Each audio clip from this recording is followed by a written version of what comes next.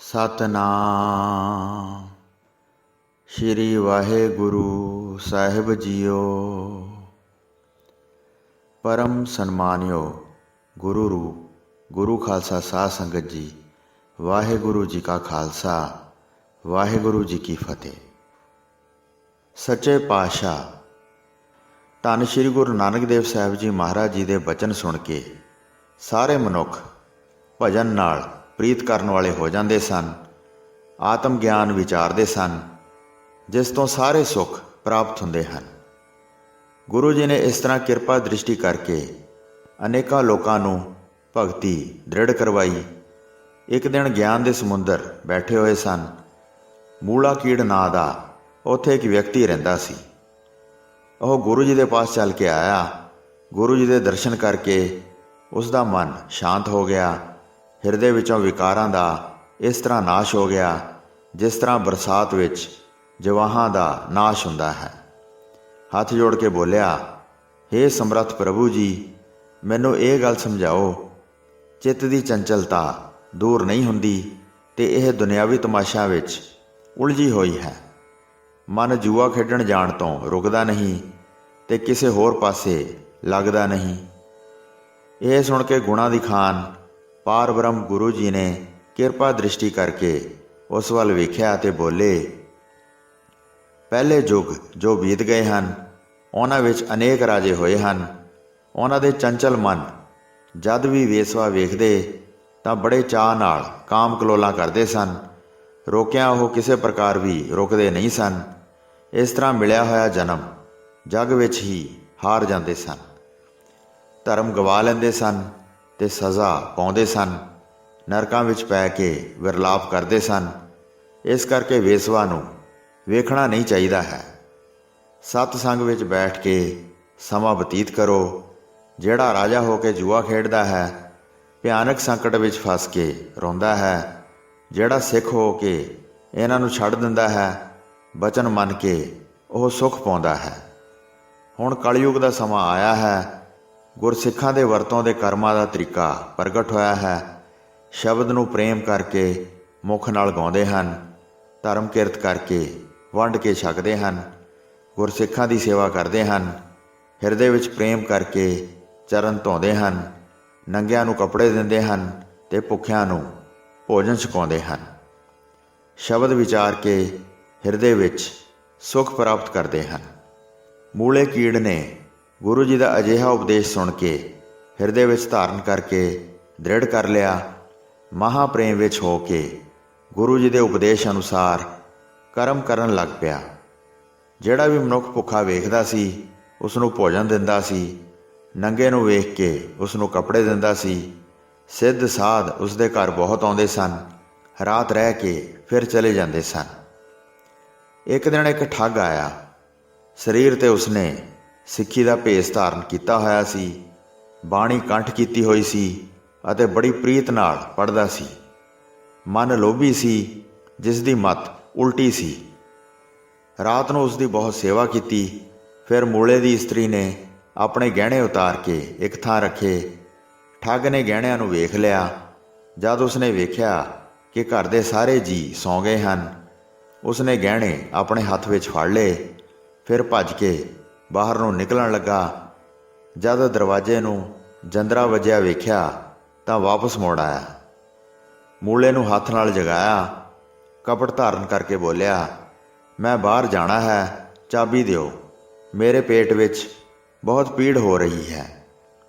ਮੂਲੇ ਨੇ ਕਿਹਾ, ਸੰਤ ਜੀ, ਬਾਹਰ ਤੁਸੀਂ ਕਿਉਂ ਜਾਂਦੇ ਹੋ? ਵਿਹੜੇ ਵਿੱਚ ਜੰਗਲ ਕਰ ਲਓ, ਮੈਂ ਸਵੇਰੇ ਉਠਾ ਦਿਆਂਗਾ। ਠੱਗ ਨੇ ਕਿਹਾ, ਮੈਂ ਬਾਹਰ ਜਾਵਾਂਗਾ, ਘਰ ਵਿੱਚ ਬੈਠਦਿਆਂ ਮੈਨੂੰ ਸ਼ਰਮ ਆਉਂਦੀ ਹੈ।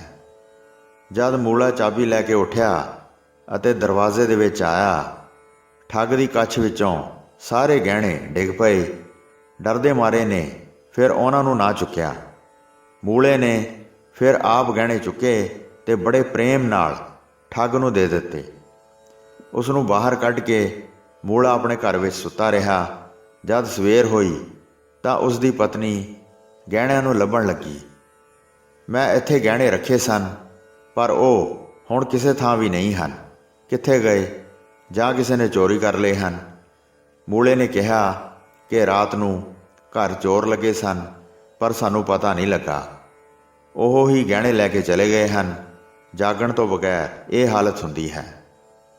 ਰਾਤ ਨੂੰ ਜਿਹੜਾ ਸਿੱਖ ਸਾਡੇ ਘਰ ਠਹਿਰਿਆ ਸੀ, ਉਹ ਸ਼ਰਮਿੰਦਾ ਹੋਣ ਤੋਂ ਡਰਦਾ ਚਲਾ ਗਿਆ ਹੈ। ਸਾਰੇ ਮੈਨੂੰ ਹੀ ਦੋਸ਼ ਦੇਣਗੇ, ਇਸ ਤਰ੍ਹਾਂ ਮਨ ਵਿੱਚ ਉਸਨੇ ਵਿਚਾਰਿਆ ਹੈ। ਉਹ ਸਿੱਖ ਬੜਾ ਤੜਕੇ ਚਲਾ ਗਿਆ ਹੈ, ਉਸ ਦਾ ਕੋਈ ਕਸੂਰ ਨਹੀਂ ਹੈ। ਆਪਣੀ ਇਸਤਰੀ ਦੇ ਹੋਰ ਗਹਿਣੇ ਕਢਵਾਏ, ਉਸ ਦੀ ਖੁਸ਼ੀ ਵਾਸਤੇ ਉਸ ਨੂੰ ਤੁਰੰਤ ਪੁਆ ਦਿੱਤੇ। ਕਈ ਦਿਨਾਂ ਬਾਅਦ ਜਦ ਗੁਰੂ ਜੀ ਦੇ ਪਾਸ ਆਇਆ, ਨਮਸਕਾਰ ਕਰਕੇ ਦਰਸ਼ਨ ਕੀਤੇ, ਗੁਰੂ ਜੀ ਨੇ ਕਿਹਾ, ਹੇ ਮੂਲੇ ਸੁਣ, ਤੇਰਾ ਹਿਰਦਾ ਸਿੱਖੀ ਅਨੁਕੂਲ ਹੈ। ਮੇਰਾ ਪਰਦਾ ਤੂੰ ਚੰਗੀ ਤਰ੍ਹਾਂ ਢਕਿਆ ਹੈ, ਤੇਰਾ ਪਰਦਾ ਸਦਾ ਗੁਰੂ ਢਕੇਗਾ। ਸ਼ਬਦ ਗੁਰੂ ਦਾ ਹਿਰਦਾ ਹੈ, ਇਸ ਨੂੰ ਸਰਵਣ ਕਰੋ, ਮੰਨੋ ਅਤੇ ਮੋੜ-ਮੋੜ ਇਸ ਦਾ ਸਿਮਰਨ ਕਰੋ। ਸਦਾ ਹਿਰਦੇ ਵਿੱਚ ਧਾਰਨ ਕਰੋ, ਜਿਸ ਨਾਲ ਗਿਆਨ ਪ੍ਰਾਪਤ ਹੋਵੇਗਾ ਅਤੇ ਜਿਸ ਨਾਲ ਜਗਤ ਦੇ ਸਾਰੇ ਬੰਧਨ ਕੱਟੇ ਜਾਣਗੇ। ਉਸ ਸਮੇਂ ਉਹ ਤਿੰਨਾਂ ਕਾਲਾਂ ਦਾ ਗਿਆਤਾ ਹੋ ਗਿਆ, ਪ੍ਰਭੂ ਜੀ ਦੀ ਕਿਰਪਾ ਨਾਲ ਨਿਹਾਲ ਹੋ ਗਿਆ, ਮੋਹ ਰਹਿਤ ਹੋ ਕੇ ਆਪਣੇ ਘਰ ਗਿਆ, ਹਿੰਸਾ ਛੱਡ ਕੇ ਜੱਗ ਵਿੱਚ ਵਰਤਾਰਾ ਕੀਤਾ। ਇਸੇ ਤਰ੍ਹਾਂ ਇੱਕ ਦਿਨ ਸੰਗਤ ਦੇ ਵਿੱਚ ਬੈਠੇ ਗੁਰੂ ਜੀ ਸ਼ਬਦ 'ਤੇ ਵਿਚਾਰ ਕਰ ਰਹੇ ਸਨ। ਉਸ ਵੇਲੇ ਪ੍ਰਿਥਾ ਤੇ ਖੇਡਾ ਦਰਸ਼ਨਾਂ ਦੀ ਆਸ ਧਾਰਨ ਕਰਕੇ ਗੁਰੂ ਜੀ ਦੇ ਪਾਸ ਚੱਲ ਕੇ ਆਏ। ਦੋਵੇਂ ਚਰਨ ਬੰਦਨਾ ਕਰਕੇ ਗੁਰੂ ਜੀ ਦੇ ਪਾਸ ਬੈਠ ਗਏ, ਜਿੱਥੇ ਬਾਕੀ ਵੀ ਸ਼ਬਦ ਸੁਣ ਰਹੇ ਸਨ। 4 ਘੜੀਆਂ ਬੀਤਣ ਤੋਂ ਬਾਅਦ ਗੁਰੂ ਜੀ ਨੇ ਉਹਨਾਂ ਨੂੰ ਕਿਹਾ, ਜਿਹੜੀ ਵੀ ਕਾਮਨਾ ਤੁਹਾਡੇ ਹਿਰਦੇ ਵਿੱਚ ਹੈ, ਮੰਗੋ, ਸ਼੍ਰੀ ਕਰਤਾਰ ਪੂਰੀ ਕਰੇਗਾ। ਦੋਹਾਂ ਨੇ ਜਦ ਸ਼ਬਦ ਵਿਚਾਰ ਕੇ ਸੁਣਿਆ ਤਾਂ ਦੋਹਾਂ ਨੇ ਦਿਲ ਵਿੱਚ ਸ਼ਾਂਤੀ ਪ੍ਰਾਪਤ ਕੀਤੀ। ਹੱਥ ਜੋੜ ਕੇ ਅਤ ਸਨਿਮਰ ਹੋ ਗਏ। ਲੋਭ ਲਹਿਰ ਮਨ ਵਿੱਚੋਂ ਗਵਾ ਕੇ ਬੋਲੇ, ਹੇ ਗੁਰੂ ਜੀ, ਜੇ ਤੁਸੀਂ ਕਿਰਪਾ ਕਰੋ ਤਾਂ ਆਪਣੇ ਚਰਨਾਂ ਦੀ ਸ਼ਰਨ ਦਾ ਆਸਰਾ ਬਖਸ਼ੋ। ਇਸ ਸਾਰੇ ਜਗਤ ਨੂੰ ਮਿਥਿਆ ਜਾਣਦੇ ਹਾਂ, ਸੁਪਨੇ ਵਾਂਗ ਜਿਵੇਂ ਕਿਸੇ ਪਦਾਰਥ ਨੂੰ ਨਿਰਧਾਰਿਤ ਕਰੀਏ। ਪ੍ਰਭੂ ਦੀ ਰਜ਼ਾ ਮੰਨ ਕੇ ਸਦਾ ਆਨੰਦਮਈ ਹੁੰਦੇ ਹਾਂ। ਅਸੀਂ ਕੁਝ ਵੀ ਨਾ ਚਾਹੀਏ, ਇਹ ਵਰ ਸਾਨੂੰ ਦਿਓ। ਗੁਰੂ ਜੀ ਨੇ ਬਚਨ ਕੀਤੇ, ਸਾਡੇ ਚਰਨ ਸਦਾ ਉੱਥੇ ਵਸਦੇ ਹਨ ਜਿੱਥੇ ਸਤ ਸੰਗਤ ਹੁੰਦੀ ਹੈ। ਸਾਰੇ ਸੰਤਾਂ ਦੀ ਸੇਵਾ ਕਰੋ, ਉਹਨਾਂ ਵਿੱਚ ਮਿਲ ਕੇ ਸਮਾਂ ਬਿਤਾਓ। ਸੰਤ ਅਤੇ ਕਰਤਾਰ ਵਿੱਚ ਕੋਈ ਭੇਦ ਨਹੀਂ ਹੈ। ਮਨ ਵਿੱਚ ਦ੍ਰਿੜ ਨਿਸ਼ਚਾ ਧਾਰਨ ਕਰੋ, ਧਰਮ ਕਿਰਤ ਕਰਕੇ ਵੰਡ ਕੇ ਖਾਓ। ਜੇ ਇਸ ਤਰ੍ਹਾਂ ਦੀ ਕਮਾਈ ਕਰੋ ਤਾਂ ਮੇਰੇ ਚਰਨਾਂ ਦੀ ਸਦਾ ਲਈ ਸ਼ਰਨ ਪਾਓਗੇ। ਆਪਣੇ ਸਰੀਰ ਨੂੰ ਸਰਗੁਣ ਰੂਪ ਪਛਾਣੋ। ਸ਼ਬਦ ਮੇਰਾ ਹਿਰਦਾ ਹੈ, ਇਸ ਨੂੰ ਮੇਰਾ ਨਿਰਗੁਣ ਰੂਪ ਮੰਨੋ। ਜੋ ਸਰੀਰ ਨੂੰ ਮਿਲਦੇ ਹਨ ਵਿਛੜ ਜਾਂਦੇ ਹਨ, ਜੋ ਸ਼ਬਦ ਨੂੰ ਮਿਲਦੇ ਹਨ ਉਹ ਕਦੇ ਵਿਛੜਦੇ ਨਹੀਂ। ਉਹਨਾਂ ਨੇ ਗੁਰੂ ਜੀ ਦੇ ਬਚਨ ਸੁਣ ਕੇ ਉਸ ਤਰ੍ਹਾਂ ਠੀਕ ਮਨ ਵਿੱਚ ਮੰਨ ਲਈ, ਜੀਵਨ ਮੁਕਤ ਹੋ ਕੇ ਸੁੰਦਰ ਪਦ ਪਾਇਆ ਅਤੇ ਸਤਿਗੁਰੂ ਜੀ ਦੇ ਬਚਨਾਂ ਨੂੰ ਹਿਰਦੇ ਵਿੱਚ ਠਹਿਰਾਇਆ।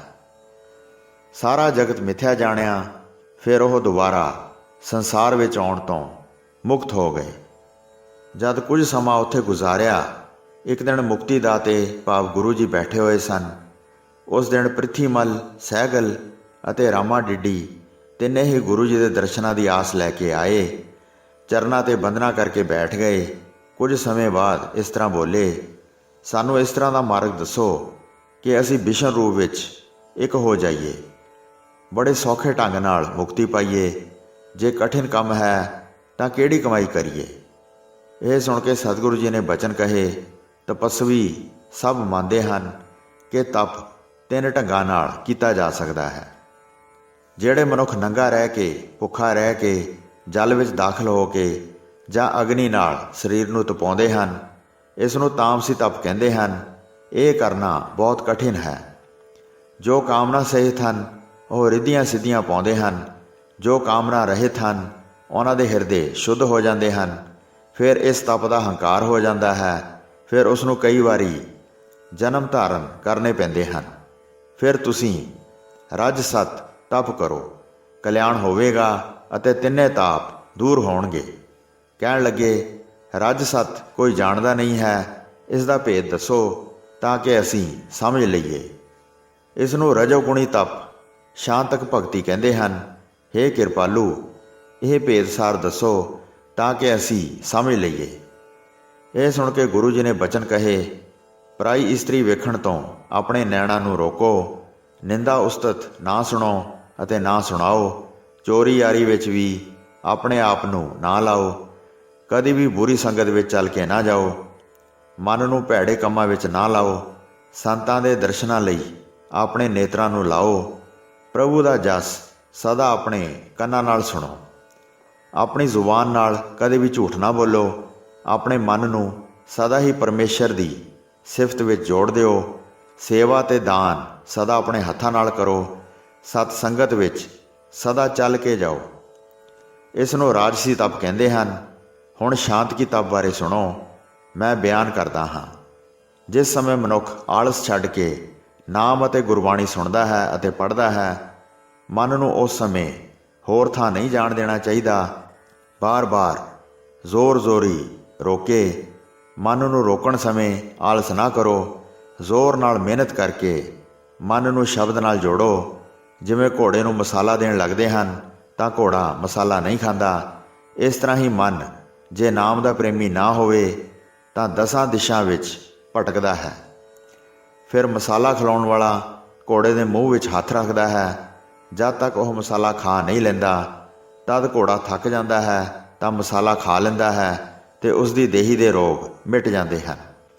ਜੇ ਆਲਸ ਕਰਕੇ ਨਾ ਖਵਾਵੇ ਤਾਂ ਘੋੜੇ ਦਾ ਰੋਗ ਦੂਰ ਨਹੀਂ ਹੁੰਦਾ ਹੈ। ਘੋੜੇ ਦੇ ਮੁੱਖ ਵਿੱਚ ਜਿਹੜਾ ਮਸਾਲਾ ਦਿੱਤਾ ਹੈ ਉਹ ਵੀ ਝੱਟ ਮੁੱਖ ਵਿੱਚ ਪਾ ਦਿੰਦਾ ਹੈ। ਮਨ ਰੂਪ ਘੋੜੇ ਨੂੰ ਮੰਦੀ ਵਾਸ਼ਨਾ ਰੂਪੀ ਵੱਡਾ ਰੋਗ ਸਮਝੋ। ਸ਼ਬਦ ਦੇ ਧਿਆਨ ਵਿੱਚ ਮਨ ਨੂੰ ਜੋੜਨਾ ਉਹ ਦਵਾਈ ਪਛਾਣੋ।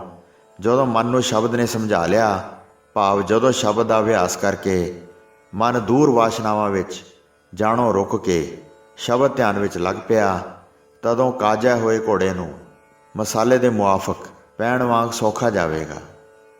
ਜਨਮ ਮਰਨ ਦਾ ਦੁੱਖ ਫਿਰ ਦੂਰ ਹੋ ਜਾਏਗਾ। ਇਸ ਤਰ੍ਹਾਂ ਸ਼ਾਂਤ ਕੀ ਤਪ ਆਸਨ ਹੈ। ਸ਼੍ਰੀ ਗੁਰੂ ਨਾਨਕ ਦੇਵ ਜੀ ਦੇ ਬਚਨ ਸੁਣ ਕੇ ਇਹਨਾਂ ਤਿੰਨਾਂ ਦੇ ਮਨ ਸ਼ਾਂਤ ਹੋ ਗਏ। ਜਿੱਥੇ ਵੀ ਸਤ ਸੰਗਤ ਬਾਰੇ ਸੁਣਦੇ ਸਨ ਉੱਥੇ ਹੀ ਚਲੇ ਜਾਂਦੇ ਸਨ, ਸੇਵਾ ਕਰਦੇ ਸਨ ਅਤੇ ਸ਼ਬਦ ਨੂੰ ਮੁੱਖ ਨਾਲ ਗਾਇਨ ਕਰਦੇ ਸਨ। ਇਸ ਤਰ੍ਹਾਂ ਉਹਨਾਂ ਨੇ ਸ਼ਬਦਾਂ ਦਾ ਅਭਿਆਸ ਕੀਤਾ ਅਤੇ ਨਿੱਜੀ ਸਰੂਪ ਵਿੱਚ ਗਿਆਨ ਦਾ ਪ੍ਰਕਾਸ਼ ਹੋਇਆ। ਸਾਰੇ ਪਰਿਵਾਰ ਸਮੇਤ ਭਵਸਾਗਰ ਤਰ ਗਏ ਜਦ ਗੁਰੂ ਉਪਦੇਸ਼ ਨੂੰ ਦ੍ਰਿੜਤਾ ਨਾਲ ਹਿਰਦੇ ਵਿੱਚ ਧਾਰਨ ਕੀਤਾ। ਹੋਈਆਂ ਭੁੱਲਾਂ ਚੁੱਕਾਂ ਦੀ ਖਿਮਾ ਬਖਸ਼ਣੀ ਜੀ। ਵਾਹਿਗੁਰੂ ਜੀ ਕਾ ਖਾਲਸਾ, ਵਾਹਿਗੁਰੂ ਜੀ ਕੀ ਫਤਿਹ।